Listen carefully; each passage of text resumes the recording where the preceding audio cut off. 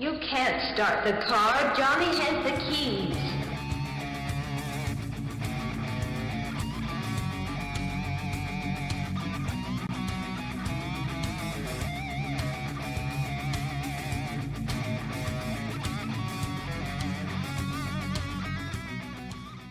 But before we get started, I wanted to tell you that I watched Captain America: Brave New World. Is that the one with Harrison Ford as the president or something? Yeah, it is. He turns into a Red Hulk or something. Yeah. He does. You know, you can't believe we see all this stuff on Facebook now. I haven't talked to you about it, but have you noticed all the crap out on Facebook now that you just can't believe anymore? No, I'm not sure what you're talking about. Well, I mean, like, there's tons of political stuff out there that you don't know if it's true or not. But now there's like, I'm seeing like these new Avengers movies, and it's not true. It's like movies. Oh, you know what I'm saying? Teaser trailer for something, and you go, oh, and you watch it and go, really? They're making this? Sometimes it's not even a trailer. Sometimes it's just a poster, and you're like, oh yeah, they're bringing Chris Rogers back, or whatever. I mean, and anyway, I've been reading that Sam is out. He's not going to be in any more Avengers movies. And I'm like, I'm not sure if that's true or not. And this movie is not great, but it's not horrible. I mean, I would rank it below Eternals, which I liked, but I would rank it with like Black Widow. Okay. You know what I'm saying? It's not horrible. It's worth watching. It is a little more, a lot of CGI special, like fight scenes and stuff. Okay. But I mean, it's worth watching. I don't know that I'll ever watch it again. I don't mind him as that character. There's a great cameo with Bucky, and I mean, it's fine. It's not horrible. You know, it's not what people are saying. Like if you go to Rotten Tomatoes, I think it gets like 40%. I'm like, it's not that bad. So anyway, the new one's got high ratings. The new one with the troublemakers, whatever. Thunderbolts. Yeah, I want to see that. I sent you a thing last night about Life of Chuck. Mark Hamill he's been making the circuit. I don't know why he's doing the promotions, but he is. And he was on The View and he was on Kelly Clarkson, and he was very, very funny. He told some great stories. Also about voice acting, about how he got into that. Oh, yeah, because he's the Joker. Yeah, and they showed a clip from Life of Chuck, but it was with him in it, so it wasn't really a great clip. I was like, where's Tom Hiddleston? Yeah. But it made Dennis want to go see it, and I happened to have a gift card. So I was like, maybe we'll go see that. Nice. I don't know. I want to see it, and 28 years later, and if he doesn't go to the movie with me, I'll probably just go see those two maybe or something. There's a lot of good stuff, it looks like, that's coming out. So you're watching Andor? I watched the first episode. I haven't gotten any further. Of the second season? Second season, yeah. The whole him trying to get that ship out of that station was hilarious. Oh, yeah, not knowing how to do anything because it's right. It wasn't the ship he was supposed to steal in the first place. It was like a mental thing where he was having to put his arms in it and make it go. Yeah, that was funny. That was really funny. Yeah. And I loved the guy shooting the bazooka at him, and then he figured out he was going to shoot him, and then it didn't work, and then he figures it out and just cuts to that big hole, and that guy's gone. Yeah. Yeah, that was great. It gets incredibly good. It is amazingly good. Yeah. Okay. You must have binged it, man, because it's like 10 episodes. Yeah. I watched, I think, 6 in one day. I watched them just bam, bam, bam, bam, bam, bam, bam. Wow. Which I normally don't do at all, but I was just, each one of them ends on a huge, cliffhanger sort of thing, and it was, and I was just really enjoying the ride. I love all of the desperate characters that they have and how they slowly weave it all together and come together. It was brilliant. But it's probably why it took so long to come out, because it's been over 3 years at least. Well, then it also is expensive as hell. I saw something close to the amount, but it said like the overall cost at the end was like $625 million that it cost to do Wow. both seasons. And Both seasons? Yeah. But that's not that expensive, is it? Well, $300 million for a series is pretty heavy still. I mean, but when you think of a Marvel movie that's 2 hours and the money they pour into that and a series with 10 episodes. Yeah, true. You True, know, comparatively, because I mean, right. I think the last Avengers, I mean, the last Captain America was like 225. Right. Something. Yeah. But and also these series are very much like The Mandalorian, where I think they're just walking into a green room and acting because they project everything now. Yeah. Well, and a lot of this was in the volume. They shoot a lot of Andor at the volume. So What's that? that's the 360-degree video room with. Is there only one of those? Well, there's one that is the principal one. I think there are 3 in the world now, but that's the major one is in L.A. I would think the major one's in Atlanta. That's where everything Marvel is filmed. But No, I would also think they do a lot of blue screen there, so okay, green screen. So I would also think there's one in like Pinewood in but London. the volume, yes, there is one in London, and I think the other one is in somewhere weird like Dubai or somewhere like that. And they did it because they had so many desert scenes in Mandalorian. Oh, and that they makes actually sense. wanted to shoot stuff outside too, sort of thing. Wow. So, but yeah, it's impressive. I mean, I was telling somebody last weekend, I was saying what I loved about Andor is, and this isn't giving anything away, well, you saw it in the first season, they'll have just like an establishing shot of somewhere like Coruscant or whatever. And you're just watching a lead character just, walk across a sidewalk or over a bridge and they go over here. Well, in the foreground, it's a city, so there's people moving around. There's like 4 other aliens. They're just no dialogue, no nothing, but they're fully costumed, fully rendered, and they just walk by. And I was going, see, that kind of world building is so cool. It's very Star Wars. Yeah. Oh yeah. Just in the background for nothing, sort of thing. But that's funny. Anyway, and I sent you a comment. There's a big long comment on Rogue One. I sent to you. I emailed it to you. Okay, cool. If you want to answer it, it's a Trip, but man, he loves the movie. It's clear because it's a long comment. I was like, damn.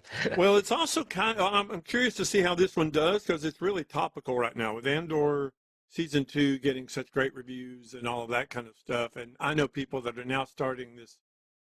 What did they call it? Star Wars Classic Purge or something like that. I can't remember the term, but they'll watch Andor because. Not giving anything away, it literally ends the same day as Rogue One starts. Oh, so there won't be any more. Oh, no. Okay. No. Andor goes right up to Rogue One. Rogue One, of course, ends with Leia getting the disc, right. And it goes right into New Hope. So there are people that are watching it all together. Watching like season 2, then Rogue One, then New Hope. Wow.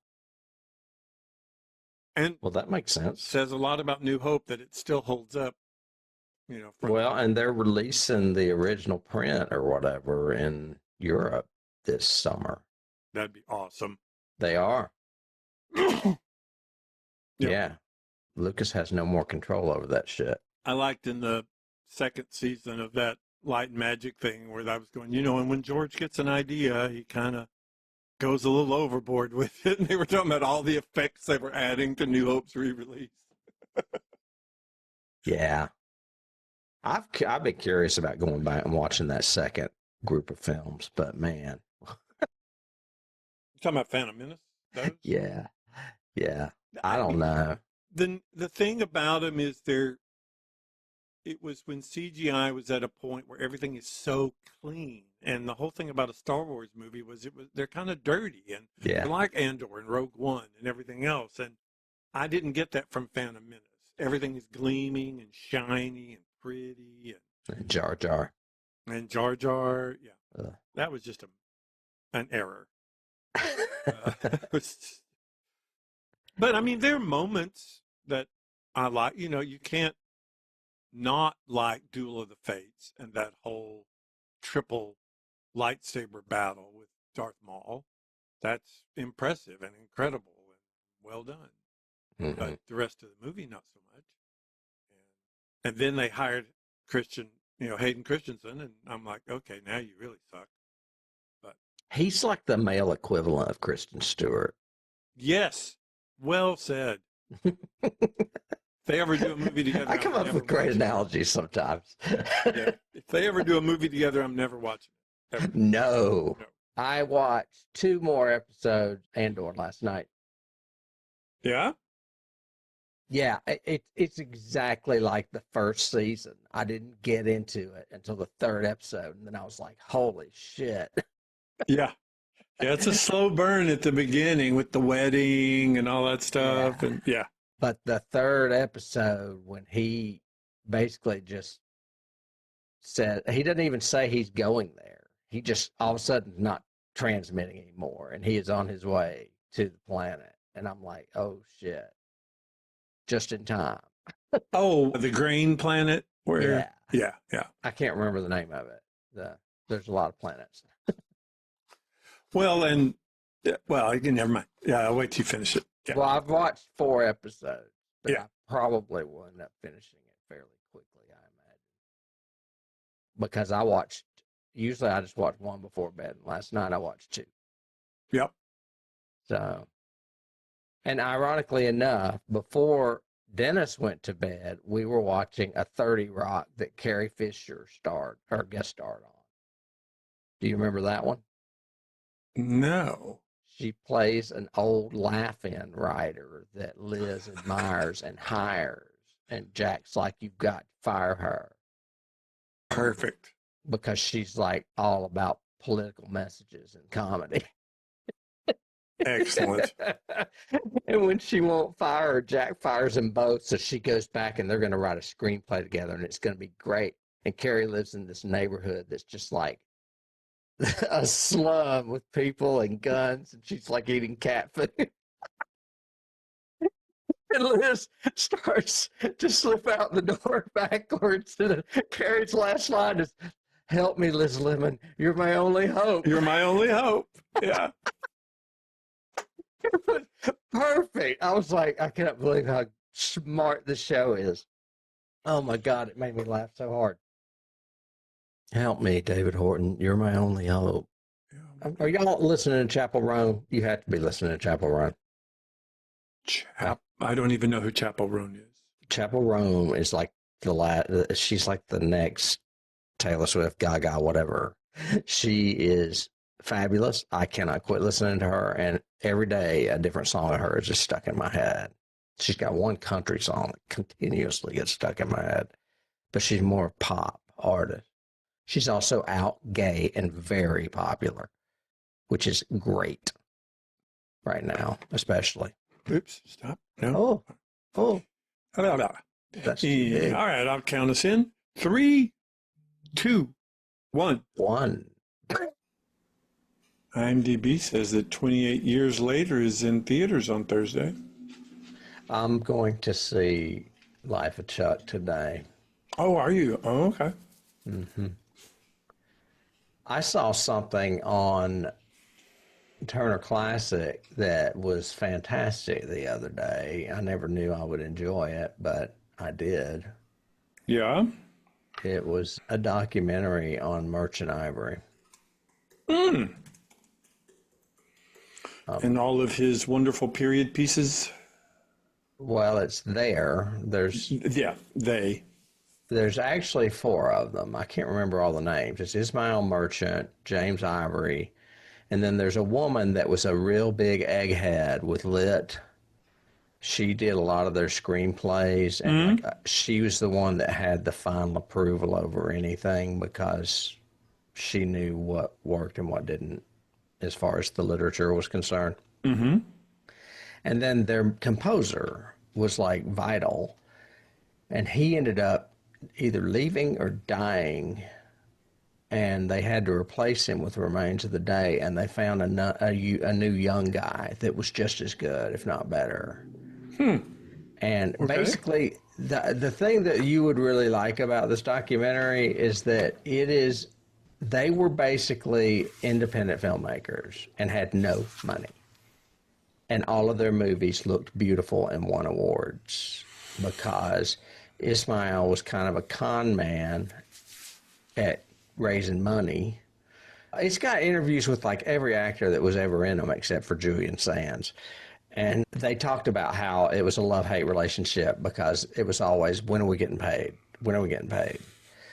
And, you know, they had, I don't know how to explain it, though. It's like they were making movies from the 60s to 1995. They did over 40 movies. But they're really just known for like 4 or 5. 4 or 5, probably, yeah. Right. But whenever they did a movie like Remains of the Day or, I don't know, Room with a View, there was not, it was the 4 people. There wasn't like a crew and all these other people, you know, it was very small. Mm-hmm. And so whenever you see Merchant Ivory, you think, oh, yeah, that's a production company. Yeah, a very small. Yeah. I mean, you don't think they could fit in one car. Yeah, and I was just blown away. And then you know, Ismail was Indian, and Ivory was from the West Coast. But all their movies are like set in England. Yeah. And they were a couple. I didn't know that either. They were I didn't a couple. Yeah. Yeah, they were. Well, they didn't come out. Well, I think Ismail was out, but James never was until Ismail died. And then he came clean about everything or whatever. But they were like a couple for over 30 years. Wow. Yeah. Yeah, it's a fascinating documentary. Well, I highly recommend it. I told you last week that, you know, that's what I've heard, that gay people mate for life. That's what I've heard. So, yeah, that's true. it's true. But if you get a chance, I would watch it. It makes me want to go back and watch some of those movies again. Oh, yeah. For sure. I've been the same way with Milos Forman. Is that Cuckoo's Nest? Yeah. Yeah, Cuckoo's Nest and Dangerous Liaisons and a bunch of those that are, to me, they were always Merchant Ivory clones, sort of thing, what he got into at the end. Kinda. You know, but I like his movies too. I haven't seen those in a while. It might be good to go back. Wait, yeah. Milos Forman, that was his name. Check. 1, 2. Something else I 1, was going 2. to tell you, and now I cannot think of it. Check. Is it about Thursday? No. Thursday's X-Files, right? Right. Yeah. Nope. I don't remember it, so it doesn't matter. Man. It matters nothing. Yeah, the only other thing I was going to tell you is I'm going to see Life of Chuck today. I talked Dennis into going to see it. Good. All the reviews I'm seeing are awesome. Yeah. So, yay, good. And well, he saw Mark Hamill on Kelly, and he said, I might like that. I'm like, okay, let's go. And I saw, go while it's hot, quick. Well, and it's Tuesday, discount day, so. And I saw he posted it on, I think, Blue Sky or Insta, whatever, but Flanagan posted the first slate for Carrie. They just started shooting yesterday. So, interesting. Yeah. I want Dark Tower, damn it. Yeah. Get rid of all this. Stop doing this. Get the... Yeah. I think he's maybe waiting King movies. There's more that you could do than Carrie. Carrie was actually a good movie. Yeah. Yeah. Well, it's very interesting that somebody I watched recently was talking about the current condition of Hollywood and the fall of Hollywood and everything else. And it was Gunn talking about the DC, and he's basically the new Kevin Feige for DC. And okay. Interesting. Yeah, I read something about him this morning. Yeah, they've given him like full control. So he is the DC's new DC-verse. They must really like Superman. Yeah, and he said Supergirl is finished. He said he hasn't started Batman yet because they've gone through 5 scripts. And he said the biggest problem with Hollywood is the past 8 years they have been doing starting movies where scripts weren't completed. And he says it shows and it tells. And he will not do a film unless the script is locked down tight and finished. Good for him. And he said they've gone through like 5 iterations of Batman, and he doesn't like the approaches yet. Well, I read where Patterson's out. Correct. Yep. Yeah. But I also saw something that leads me to believe he may be the wrong choice for that. That Gunn may be the wrong choice? Yeah. I read that for Guardians 3, you know, at the end of not Doomsday, at the end of, what was the Endgame?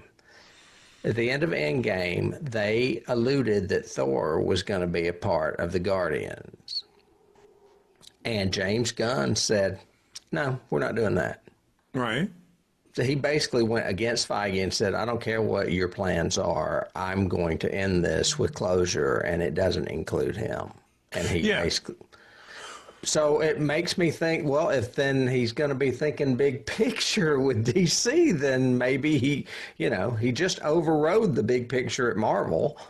But he says, good you brought that up, he says in this article that part of the problem with Marvel was Disney saying, we need more content, more content, more content, more content, and they started cranking stuff out and really, really hurting not only the Marvel-verse, but also Star Wars.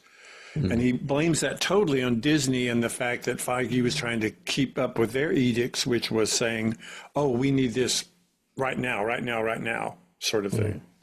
So. Anyway, Taika Waititi, or however you pronounce his name. Waititi. What is it?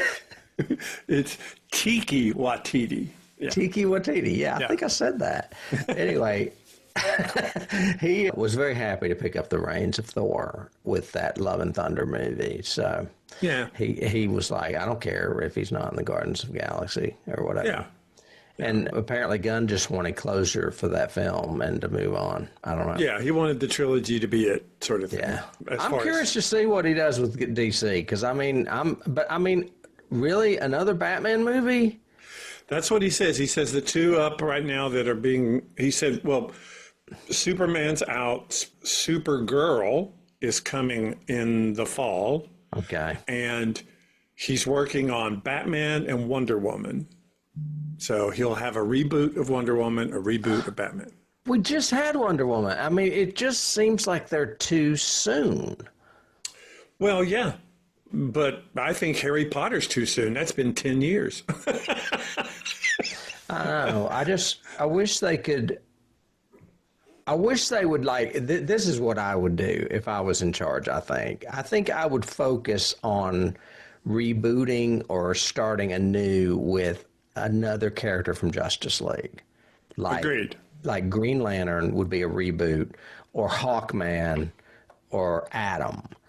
And then have like a new Superman or new Batman make an appearance in that film, because you know there's going to be a Justice League down the road. Very, very similar to what they did with Marvel, only start with lesser known characters. And that way you're not rebooting totally new franchises. That's crazy. I guess people won't commit to Superman unless they have their own franchise. I don't know. Maybe, or maybe it's, I mean, again, I think there's a plethora of other content out there probably that, of course, I'm ignorant of because I never read comics, but there's plenty. I'm sure there's better stories that, I mean, I had not read or heard of anything about Iron Man before that movie. And I loved that movie, and it was brilliant. Right. So why can't you do that? You know, the only thing I know of DC other than Batman is Justice League, the cartoon, which had, you know, blonde Aquaman and Wonder Woman and Batman and Superman. The originals and Super Friends. That was a dumb show. that was Justice League as well. Yeah. But so I think you could teach people things of that they don't know. So I don't know. It's like doing Superman again. Yeah. There have been like 5 of those. So well, and there's, you know, just now there's going to be more Batmans than there are Spider-Man, and that's hard to say. Yeah. Yeah. Well, I did like what he said in this interview, though. He said the problem with Batman is the new telling. I think that's the way he phrased it. And he said you can't tell the origin story again, and you've got to have a Batman that's doing this for a reason that works for the audience. Yeah. So Have it's him like come he out was of trying to retirement. re-examine it, I guess, which is good. Yeah. So we'll see. We'll see. I mean, Gunn, he's okay. Oh, I like him. And I like his brother a lot, too, especially after I saw him on Jeopardy. His brother was on Jeopardy? Yeah, his brother is an actor. He played the guy that kind of took the place of, who's the guy that had the arrow that he could send flying with a whistle? Oh, Michael Rooker. Brooker played the part. I can't yeah. think of the character's name. And he Mary died. Poppins, y'all. Yeah. He died, and they had a lesser replacement for him that was having trouble learning how to do the arrow. Yeah. That's James Gunn's brother. Okay. Yeah, he's a great actor. He's been in a lot of stuff, especially a lot of James Gunn stuff. But anyway, I like him. I'm sure he's in Superman. I've already saw that he plays something in Superman. But he'll be in more DC movies now, I guess, than Marvel. But I kind of like things going on with Marvel right now. They're filming Vision right now, which is cool. Yeah, so we'll And see. Agatha was a huge hit that cost virtually nothing, so they're looking at trying to do a third of it. Oh, I didn't watch it. That's It's good. I mean, I liked it a lot. Now, it's made for lesbians, but it's good. There's a Okay. lot of lesbian content in that. Yeah. Well, witches, covens, that sort of thing. They're all Well, and it's mainly her and Aubrey Plaza, which, I love Aubrey Plaza. She's can't go fantastic. wrong with Aubrey Plaza in anything. No. As a matter of fact, they kind of let her character diminish. I mean, all of a sudden you weren't seeing her anymore. So I hope that if they do a third, they bring her back hard because she was like the ex. Oh, okay. He was like the ex from the past, but there was like heat still between them, even though they hate each other, that kind of thing. There you go. Yeah. Yeah, I would love to see more of that. But they don't have to bring Patti LuPone and all them back. They all die anyway. Spoiler. Spoiler. Okay. All right. Well, let's do this, puppy. All right, yeah. I don't think it'll take too long, even though it's a double feature. It's a big double dog. I need to try to get out of here by 11:30. We'll do it. You do the welcome because I do the synopsis. Oh, yes, it's me again. Okay. Fine. Fine. Okay. And I'll count us in, and I will not say one this time. Always forget. 3, 2. 3.